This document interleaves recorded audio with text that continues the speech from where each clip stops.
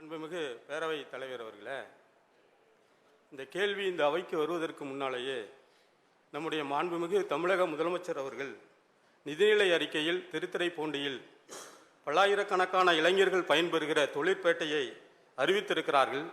அந்த அறிவிப்பிற்கு திருத்துறைப்பூண்டி தொகுதி மக்களின் சார்பில் நான் மனமார்ந்த நன்றியினை தெரிவித்துக் கொள்ள கடமைப்பட்டிருக்கிறேன்.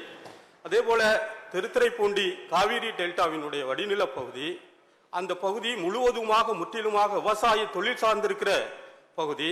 இன்றைக்கு விவசாயம் பொய்த்து போயிருக்கிற காரணத்தினால் அங்கே இருக்கிற தொழிலாளர்களும் விவசாயிகளும் பொருளாதாரத்தில் மிகவும் பின்தங்கி இருக்கிறார்கள். அவர்களுடைய வாழ்வியலை கருத்தில் கொண்டு அவர்களுடைய பொருளாதார முன்னேற்றத்திற்காக திருத்துறைப்பூண்டியில் குறிப்பாக கொருக்கையில் 500க்கும் மேற்பட்ட ஏக்கர் நிலங்கள் அங்கே இருக்கிறது, அரசு நிலங்கள் அங்கே இருக்கிறது.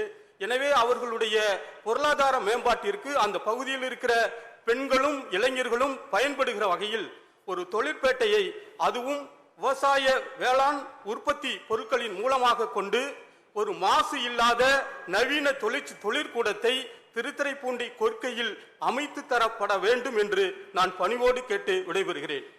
பேராளுங்க இருந்து பதிலையும் கேளுங்க. மாண்புமிகு அமைச்சர் அவர்கள்.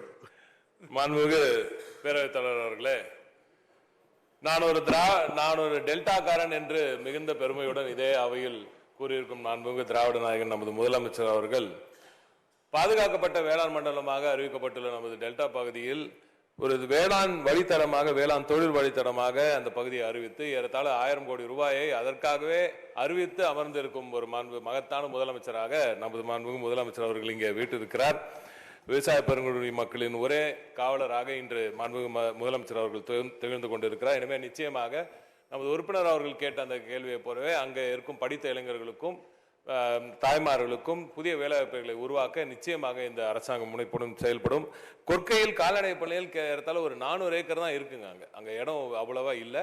அதே போல அங்க ஒரு அணுகு சாலை தேவை. பெரிய தொழிற்சாலைகள் அமைக்கப்பட வேண்டும் என்றால் துறைமுகங்களுக்கும் ஏர்போர்ட்டுகளுக்கெல்லாம் ஒரு பெரிய சாலை, அணுகு சாலை இருக்க வேண்டும், அந்த இணைப்பு சாலை இருக்க வேண்டும். அப்படியான நிலை இப்பொழுது அங்கே கொற்கையில் இல்லை. ஆனால் மாண்புமிகு முதலமைச்சர் அவர்கள் இந்த நல்லாட்சியில் அந்த பகுதியில் ஒரு புதிய சாலை அமைப்பதற்கான ஒரு திட்டம் ஒன்று அரசிடம் இருக்கிறது. அப்படி அந்த சாலை அங்கே அமையும் பொழுது நிச்சயமாக நம் பகுதியில் ஒரு புதிய சிப்காட் தொழிற்பேட்டையும் அமைப்பதற்கான வேலையை இந்த மாண்புமிகு முதலமைச்சர் அவர்களின் அரசு செய்யும் என்று தங்கள் வாயிலாக செய்திகளை உடனுக்குடன் தெரிந்து கொள்ள உடனே சப்ஸ்கிரைப் பண்ணுங்க.